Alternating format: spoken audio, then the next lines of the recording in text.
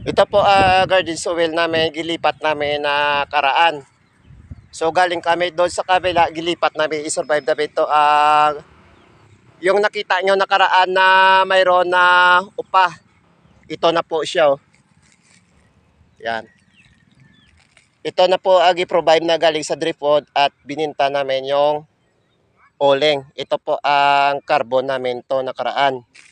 So naghintay po kami ng 2 weeks is kalating buwan na. Ito po ang nyog. Ito na ano, nyog.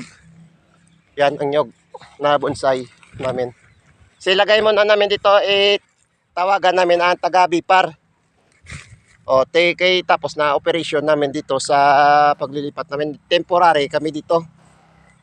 So mayroon kami tinanim dito na ano na dragon fruit.